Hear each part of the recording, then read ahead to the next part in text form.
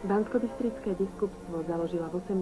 storočí, presnejšie v roku 1776, rakúsko-uhorská panovníčka Mária Terézia spolu so spišským a rožňavským biskupstvom.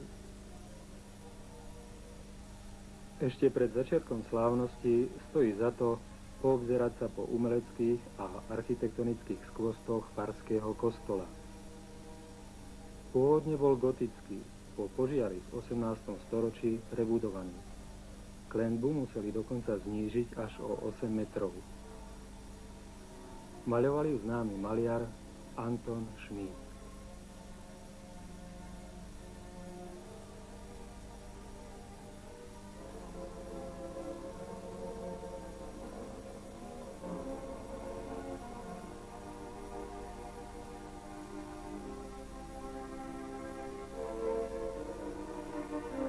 Všetci doterajší biskupy pochádzali z územia mimo diecézy. Poslední traja boli vysvetení v Nitre.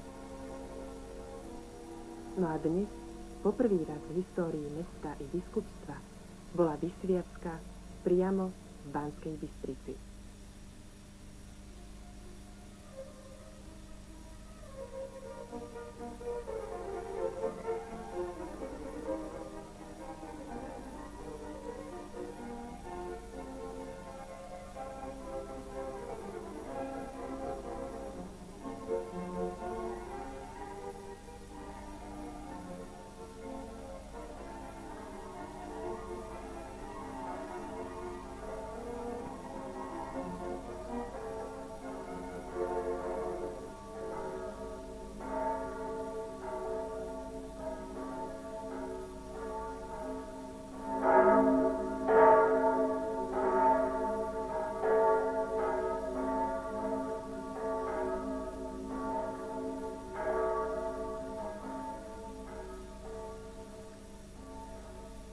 Ráno o 10:00 sa pohol z budovy biskupského úradu slávnostný sprievod účastníkov dnešného obradu biskupskej vysviacky.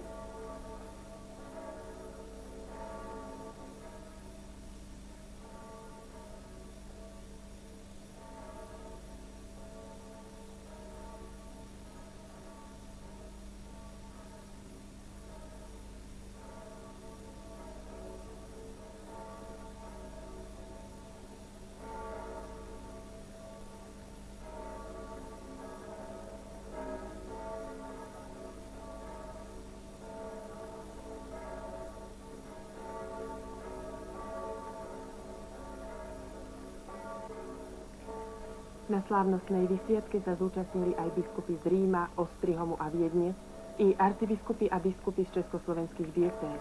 Medzi hostiami boli aj podpredseda Slovenskej národnej rady Ján Majer a predseda slovenskej vlády Milan Čič.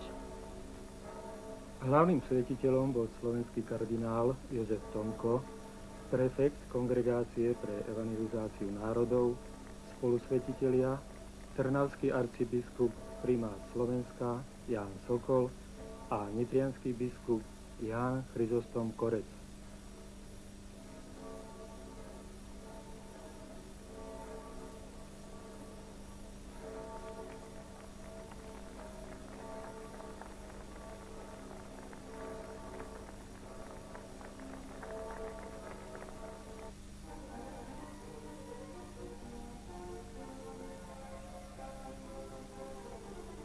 Po prvý raz pochádza biskup z územia diecézy.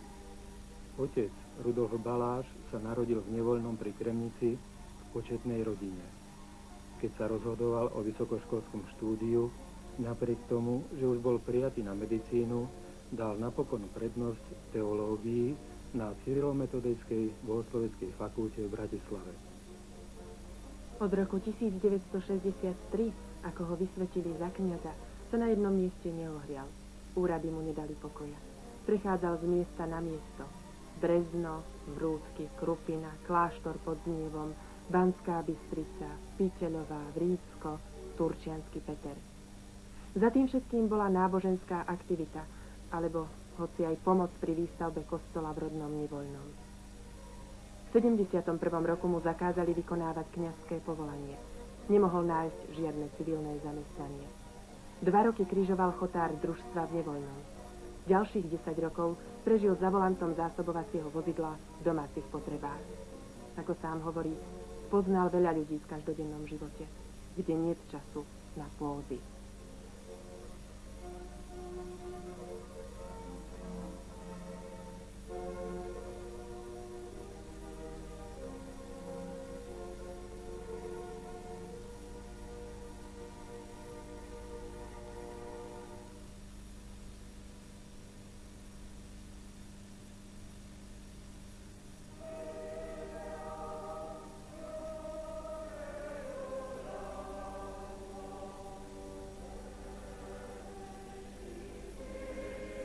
Dnes je sviatok svätého Jozefa a tak sa celá omša konala v bielom. Inak by dominovala fialová farba, pretože je obdobie pôstu.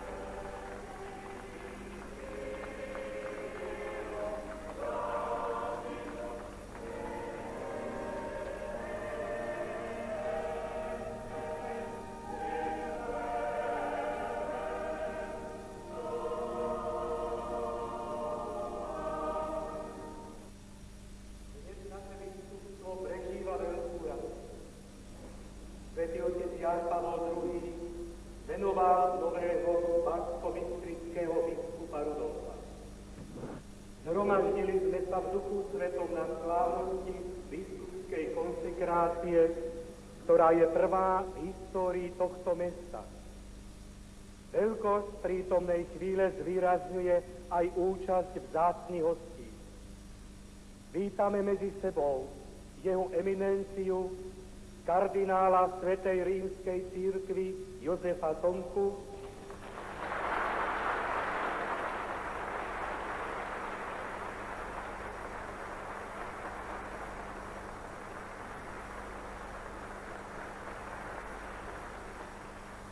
trnavského arcibiskupa prímata Slovenska monsignora Jána Sokola,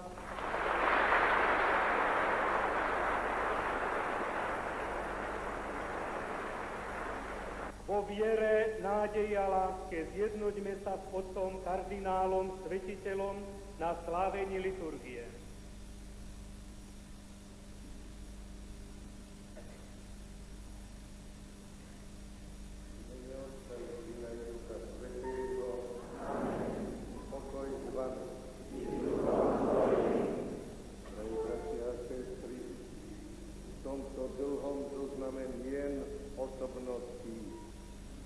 A v tejto choreografii vo vašom historickom chráme chýbalo jedno meno toho hlavného dejateľa. A nemyslím ani na nášho svetenca. Myslím na koho si, čo je tu neviditeľný. Ježiš Kristus, náš Pán. My sme sa zišli okolo jeho oltára, aby sme sprítomnili jeho obetu na kríži za nás všetkých. A aby sme z jeho moci udelili Ducha Svätého, a to je ten druhý dejateľ, hlavný dejateľ tohto nášho stretnutia. Kladaním rúk ho udelíme vášmu novému banskobystrickému biskupovi. Chvíľa je teda veľká a tieto momenty nech budú pre nás a nech nám ostanú čímsi trvalí. A budú také, iba ak sa predstavíme pred tvár Božiu, pred tvár Ježiša Krista taký, aký sme, pokorne vyznáme, že sme slabí a že sme hriešnici. A takto sa pripravíme na toto eucharistické stretnutie s ním a na veľký moment, keď Duch Svätý zostúpi na nášho svetenca. Jeho rod bude trvať na veky.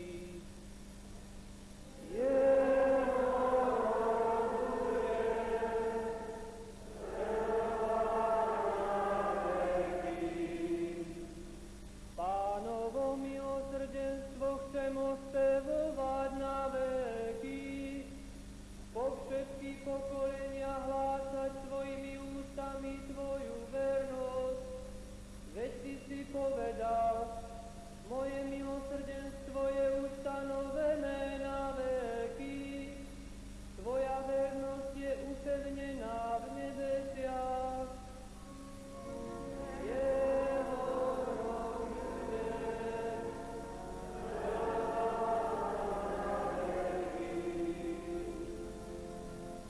Zmluvu som uzavrel so svojím vyvoleným, svojmu služobníkovi Dávidovi som prisahal, na veky zaistím tvoj rod a postavím tvoj trón, čo pretrvá všetky pokolenia.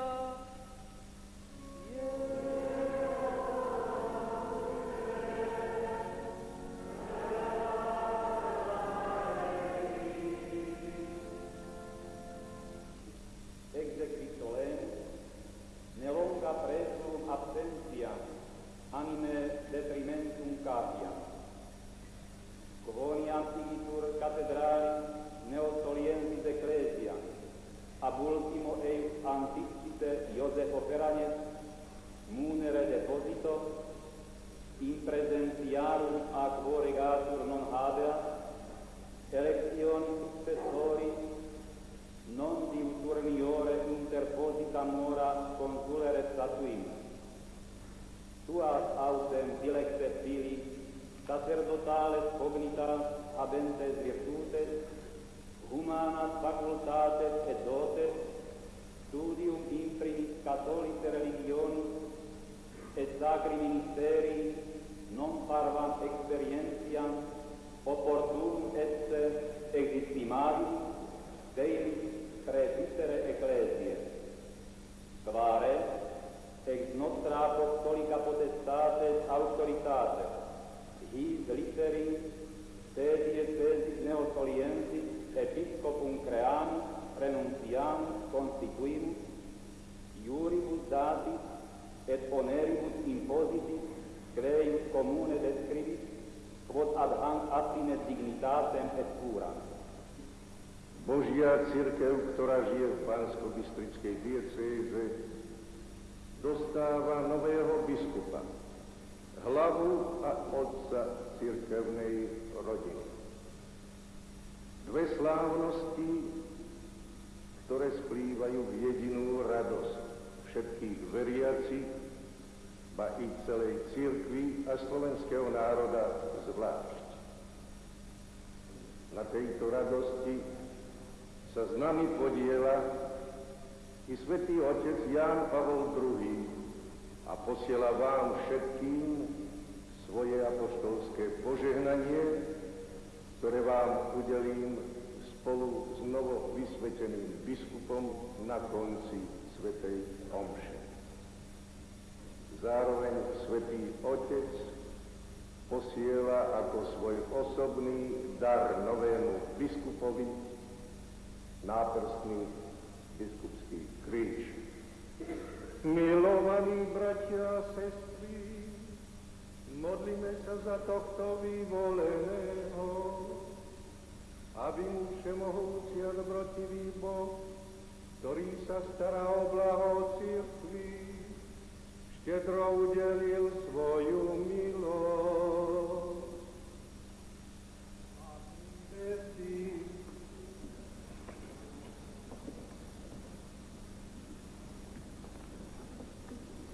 Amen.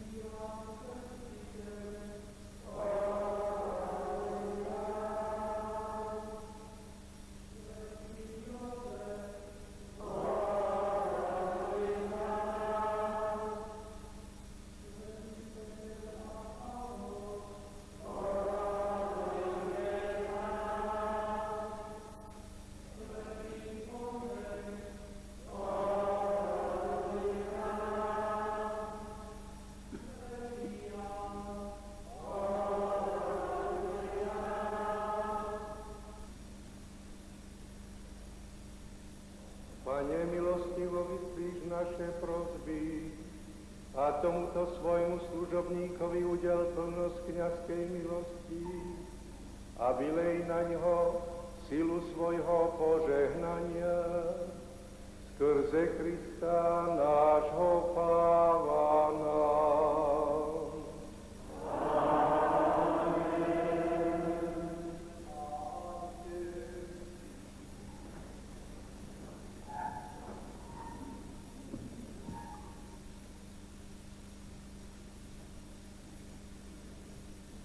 Nasleduje podstatný úkon konsekrácie, skladanie rúk. Hlavný svetiteľ mlčky položí ruky na hlavu vyvoleného. Je to starobilý spôsob odovzdávania moci a úradu cirkvi. Naznačuje udelenie moci a milosti Ducha Svätého. Skladanie rúk ostatných biskupov naznačuje kolegiálnosť biskupov v jednote so Svätým Otcom podľa vzoru kolégia apoštolov. Novovysvetený biskup sa stáva členom kolégia biskupov, ktorí ho takto medzi seba prijímajú. Po vkladaní rúk hlavný svetiteľ prednáša konsekračnú modlitbu.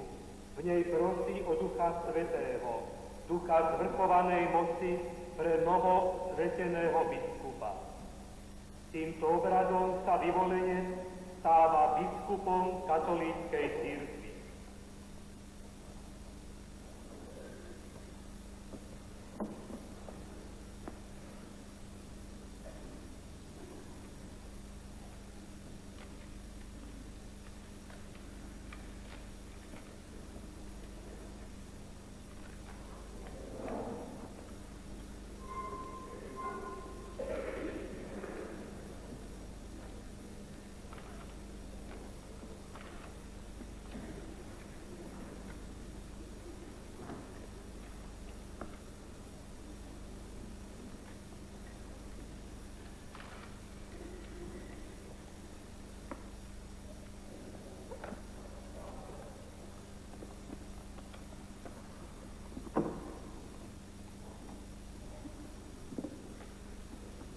Bože a Otče nášho Pána Ježiša Krista, milosrdný Otče, Bože, prameň všetkej útechy, Ty prebývaš na výsostiach a staráš sa o poníženie. Ty poznáš všetko skôr, ako sa to stane. Ty si slovom svojej milosti dal svojej cirkvi zákony. Ty si od počiatku predurčil rozspravodlivých potomkov Abrahámovi. Ty si ustanovil predstavených kňazov a svoju svätyňu si nenechal bez služobníctva. Ty si od počiatku sveta chcel byť oslavovaný tými, ktorých si vyvolil. A teraz došli na tohto vyvoleného služobníka tú silu, ktorá pochádza od Teba, ducha zvrchovanej moci, ktorého si Ty dal svojmu milovanému synovi Ježišovi Kristovi a ktorého on sám dal svätým apoštolom, ktorí na rozličných miestach zakladali svätú cirkev ako Tvoju svätyňu na slávu a neprestajnú chválu Tvojho mena. Otče, Ty, čo poznáš ľudské srdce, učiň, aby sa tento Tvoj služobník, ktorého si vyvolil na biskupskú službu, stal pastierom Tvojho svätého ľudu a dokonale vykonával svoj veľkňazský úrad. Nech Ti slúži vodne v noci, nech ústavitne uzmieruje Tvoju tvár a nech Ti prináša obetu Tvojej cirkvi. Daj, aby silou Ducha Svätého mal najvyššiu kňazskú moc odpúšťať hriechy podľa Tvojho príkazu. Nech rozdeľuje služby podľa Tvojej vôle a nech rozvezuje každé puto mocou, ktorú si dal apoštolom. Nech sa ti páči jeho miernosť a čisté srdce, keď ti prináša obetu ľúbeznej vône, skrze tvojho syna Ježiša Krista, skrze ktorého nech sa ti s Duchom Svätým vo Svätej cirkvi vzdáva sláva a moc i česť teraz i na veky vekov. Amen.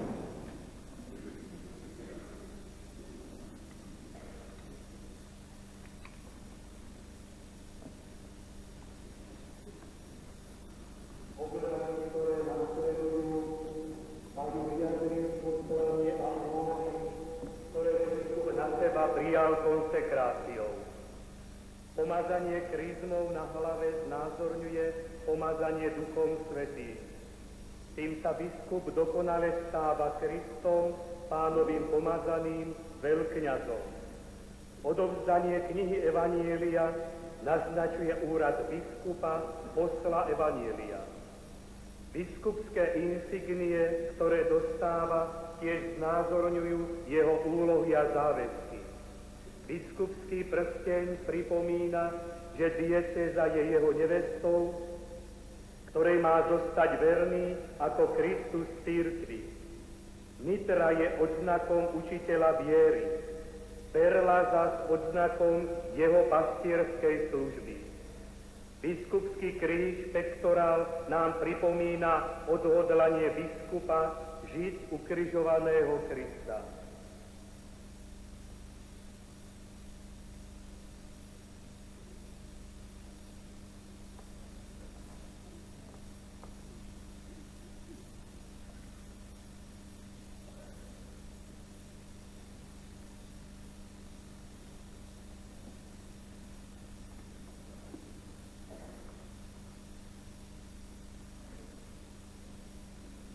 Ktorý si dal účasť na najvyššom Kristovom kňazstve, nech ťa sám zaplaví olejom tajomného pomazania a nech ťa naplní hojným duchovným požehnaním.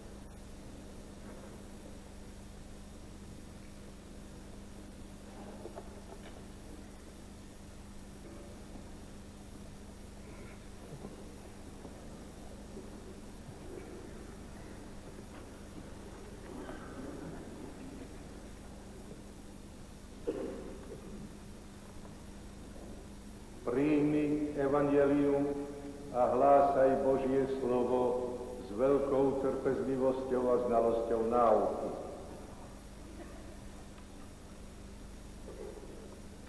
Príjmi prsteň, znamenie vernosti a ozdobený neporušenou vierou, bezúhonný chráň svätú cirkev, ktorá je Božou snúbenicou.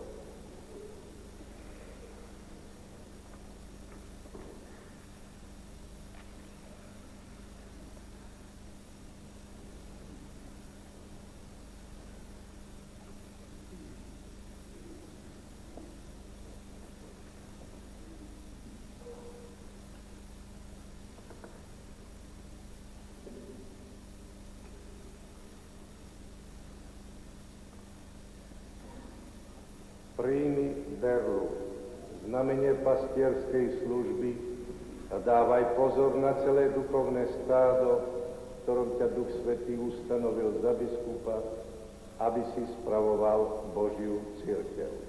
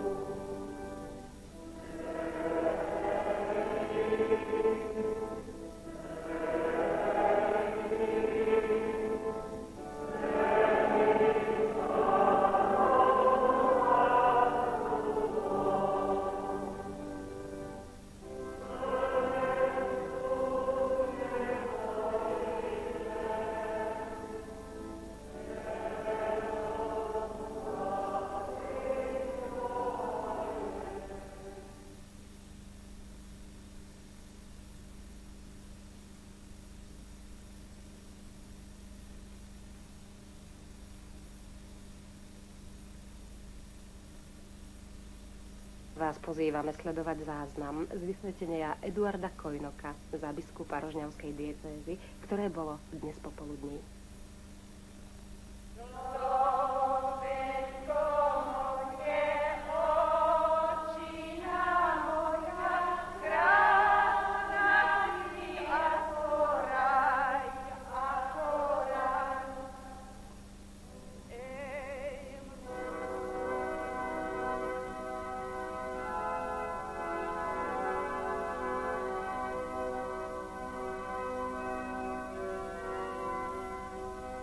Rožňavské biskupstvo ustanovila dekrétom Mária Terézia v roku 1776. Toto rozhodnutie potvrdil a schválil pápež Pius V.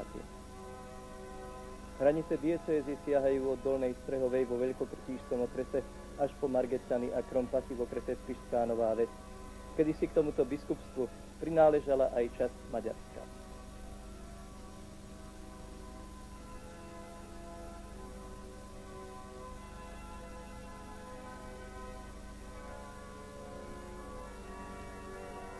Za viac ako 20 ročia existencie biskupstva sa na jeho stolci vystriedalo viacero duchovných.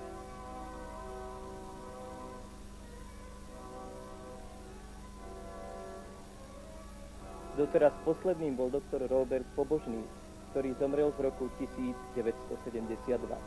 Odvtedy až do dnešného dňa, teda viac ako 18 rokov, bola rožňavská diecéza bez biskupa.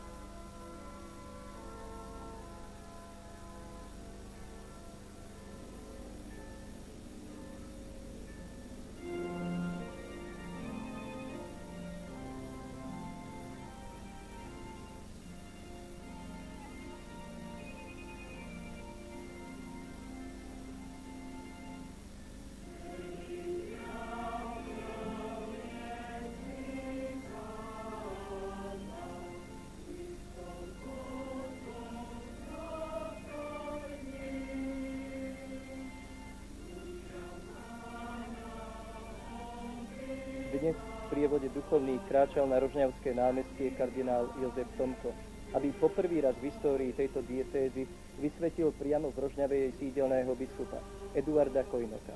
Na slávnostnom vysvetení sa zúčastnil aj arcibiskup Ján Sokol, metropolita Slovenska, rímskokatolícki biskupy Slovenska, Čiech, Moravy i Maďarska a tiež slovenskí duchovní žijúci v cudzine.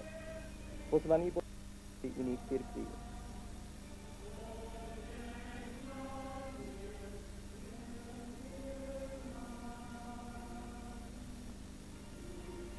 Na slávnostnom vysvetení privítali aj predsedu vlády Slovenskej republiky Milana Čiča a predsedu Slovenskej národnej rady Rudolfa Schustera.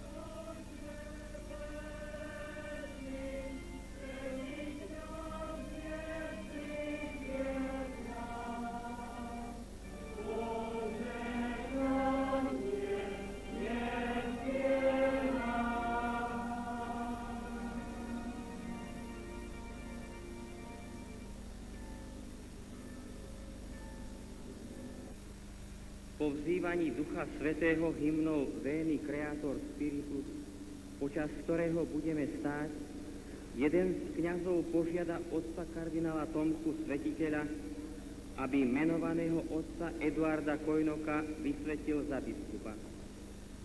Potom sa číta apoštolské poverenie, ktorým Svätý Otec ako hlava celého biskupského zboru menuje tohto vyvoleného biskupom.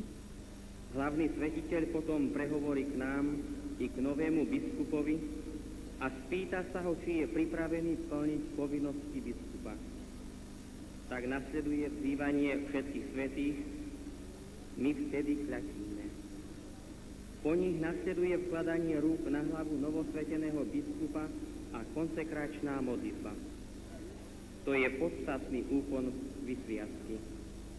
Obrad vysviacky završuje pomazanie kryzmou, odovzdanie knihy Evanjelia a biskupských odznakov.